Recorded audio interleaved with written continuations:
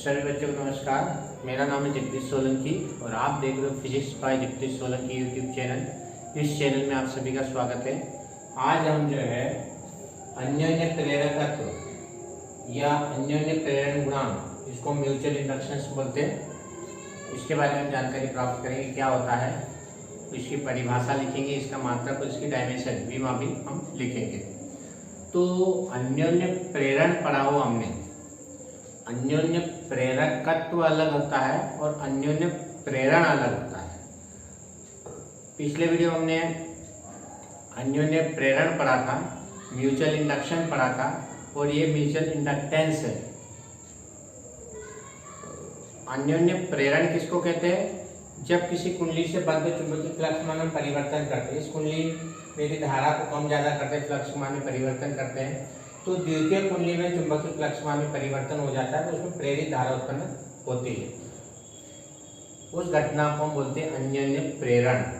जब किसी कुंडली से बद्ध चुंबकीय फ्लक्स मान में हम परिवर्तन करते हैं तो पास रखी किसी अन्य कुंडली में प्रेरित धारा उत्पन्न हो जाएगी। यदि इस कुंडली में फ्लक्स मान में परिवर्तन करेंगे या धारा मान में परिवर्तन करेंगे तो इस कुंडली में भी क्या होता है, प्रेरित धारा उत्पन्न हो जाती है। तो ये जो घटना होती है, इस घटना को हम बोलते हैं अन्योन्य प्रेरण। अब ये अन्योन्य प्रेरकत्व क्या होता है? तो अन्योन्य प्रेरण की घटना में प्रेरित धारा उत्पन्न होती है और हमने पढ़ा है कि प्रेरित धारा हमेशा जिसके कारण से उत्पन्न होती है उसी का क्या करती है, विरोध करती है। हमने लेंज का नियम पढ़ा है।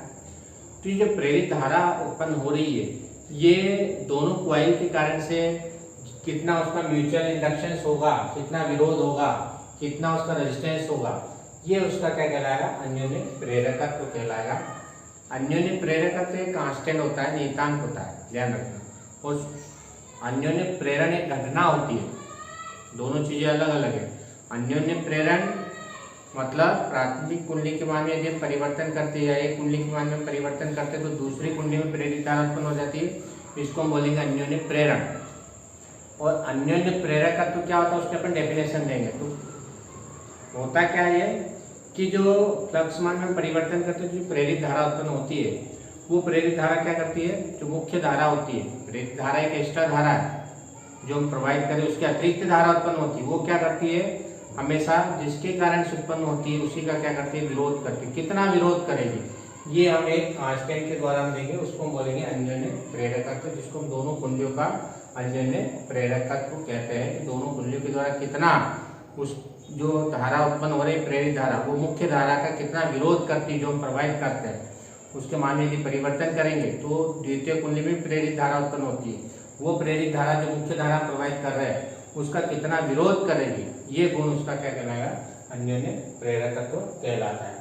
अब डेफिनेशन देने के लिए अपन क्या करेंगे कि मान लो प्राथमिक कुंडली में हमने आईपी धारा प्रोवाइड कर दी, ये प्राथमिक कुंडली और ये सेकेंडरी, ये प्राथमिक और द्वितीय, दो कुंडलियां हम ले रहे हैं यहाँ पे, क्योंकि अन्योन्य प्रेरण जो होगा वो अन्योन्य का मतलब अन्य में उत्पन्न होना, उसको बोलते हैं अन्योन्य।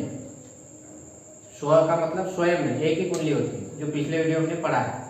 तो यहाँ दो कुंडलियां होगी, जब भी अन्योन्य प्रेरण आ जाए तो दो कुंडलियां लेते हैं, प्राथमिक और सेकेंडरी, प्राथमिक और द्वितीय कुंडली, पी और एस। पी का मतलब प्राथमिक, एस का मतलब सेकेंडरी। तो हम क्या करेंगे, प्राथमिक कुंडली में क्या करेंगे, हम धारा प्रोवाइड करेंगे और द्वितीय कुंडली में क्या करेंगे, हम चुंबकीय फ्लक्स मान में परिवर्तन देखेंगे। तो प्राथमिक कुंडली में धारा यदि अपन ने ज्यादा प्रोवाइड करी यहाँ पर तो चुंबकीय फ्लक्स मान में परिवर्तन भी ज्यादा होगा द्वितीय कुंडली में, और यदि धारा कम प्रोवाइड करेंगे तो यहाँ फ्लक्स कम उत्पन्न होगा।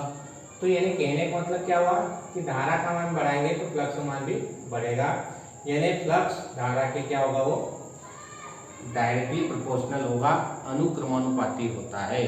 यानी प्राथमिक कुंडली में हमने आईपी धारा प्रोवाइड की और द्वितीय कुंडली में फाइएस फ्लक्स उत्पन्न होता है, तो हम उसको क्या लिखेंगे कि फाइएस समानुपाती आईपी। इसका सीधा मतलब है कि धारा बढ़ेगी, प्राथमिक कुंडली में धारा बढ़ेगी तो सेकेंडरी कुंडली में जो फ्लक्स उत्पन्न हो रहा उसका मान भी बढ़ेगा। यानी धारा का मान बढ़ाएंगे प्राथमिक कुंडली में, यहाँ से करंट ज्यादा करेंगे देंगे तो यहाँ भी ज्यादा फ्लक्स उत्पन्न होगा, मैग्नेटिक फ्लक्स ज्यादा उत्पन्न होगा।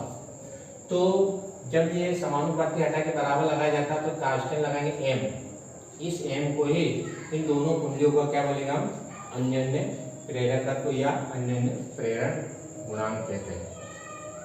तो ये कांस्टेंट हमने लगा है, इस कांस्टेंट को ही हम अन्योन्य प्रेरकत्व या अन्योन्य प्रेरण गुणांक कहते हैं।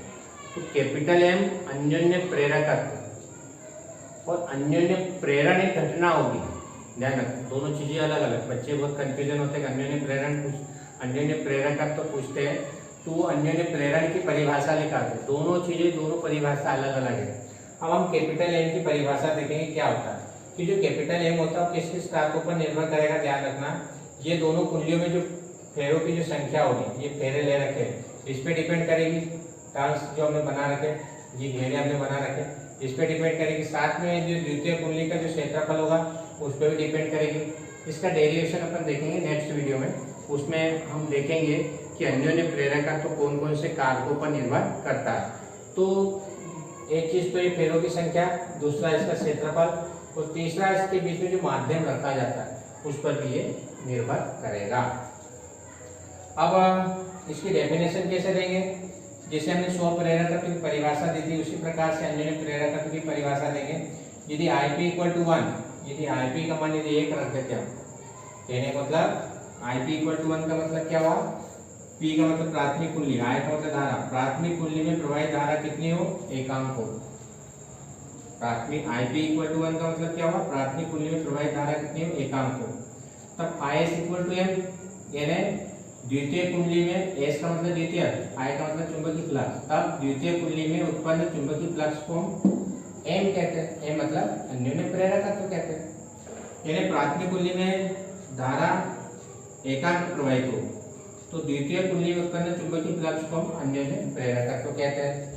या ये कह सकते हैं कि अन्योन्य प्रेरकत्व का मान द्वितीय कुंडली में उत्पन्न चुंबकीय फ्लक्स के बराबर होता है जब प्राथमिक कुंडली में हम एकांक धारा प्रवाहित करते हैं। तब क्या लिख सकते हैं कि दो कुंडलियों का अन्योन्य प्रेरकत्व आंकिक रूप से, इसका जो आंकिक मान होता है वो कुछ चुंबकीय फ्लक्स के बराबर होता है जब प्राथमिक कुंडली में हम एकांक धारा प्रवाहित करते हैं।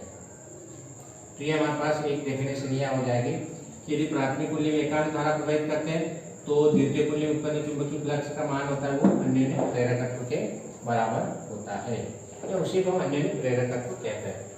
दूसरी डेफिनेशन, यदि धारा का मान बदलता है तब, ये तो अपने धारा एक जैसी चल रही है तो फ्लक्स की अपने डेफिनेशन दे दी, लेकिन यदि धारा का मान यदि बदलता है तब क्या होगा, तब हम फेराडे का दूसरा नियम का उपयोग करेंगे। फेराडे का दूसरा नियम हमने पढ़ा था, ES = -dϕ/dt।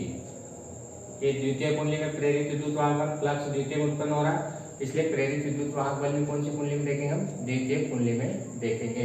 तो ये फेराडे का दूसरा नियम कब लगाना, जब फ्लक्स के मान में परिवर्तन होता हो तब, यानी धारा बदलेगी तो फ्लक्स भी बदलेगा, तब इस फार्मूले का हम उपयोग करेंगे, ES = -dϕs/dt।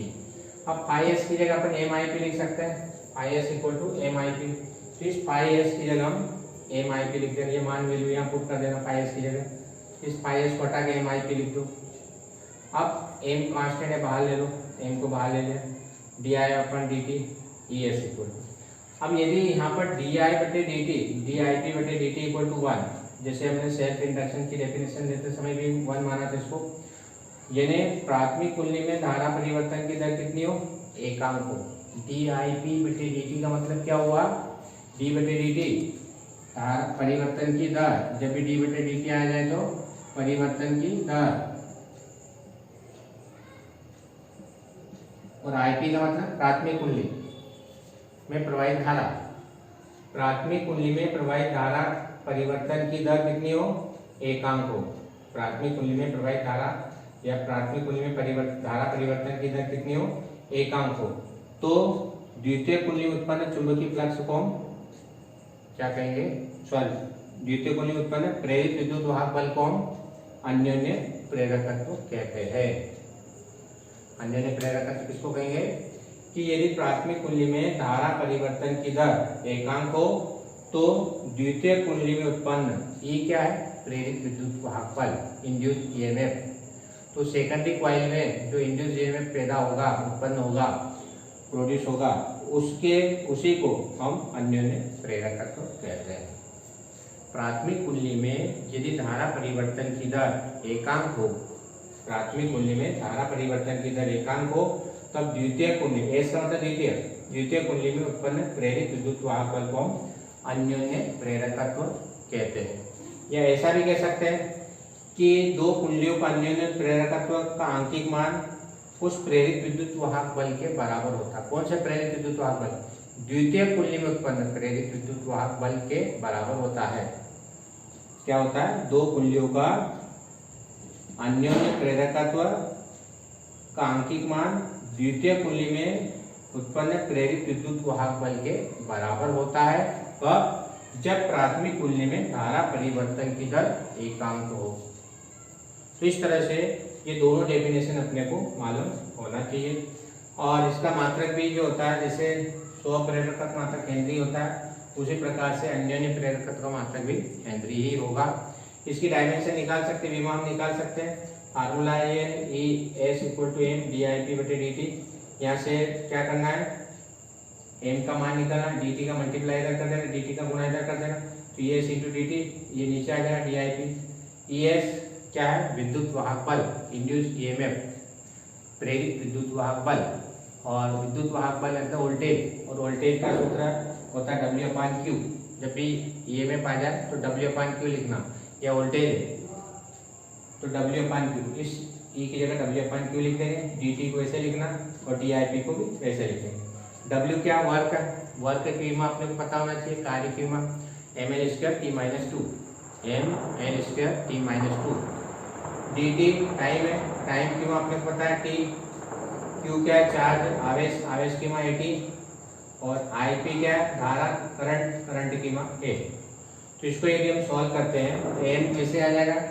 L², T से T कैंसिल हो जाएगा और A ऊपर चले जाएगा J-2। तो इस तरह से हमारे पास डायमेंशन हो जाएगी mL²T-2 A-2। स्व प्रेरकत्व और अन्योन्य प्रेरकत्व दोनों के मात्रक सेम होते हैं, हेनरी होते हैं, और दोनों की विमा mL² T-2 और A-2 होती है। विमा भी सेम है और मात्रक भी सेम है, डेफिनेशन अलग अलग है। यदि ये वीडियो आपको अच्छा लगता है तो आप इस चैनल को सब्सक्राइब करें, अपने दोस्तों के साथ वीडियो को शेयर करें और बेल आइकन के बटन को प्रेस करें ताकि आने वाली वीडियो की नोटिफिकेशन आप तक पहुंच जाए। धन्यवाद। जय हिंद, जय भारत, वंदे मातरम।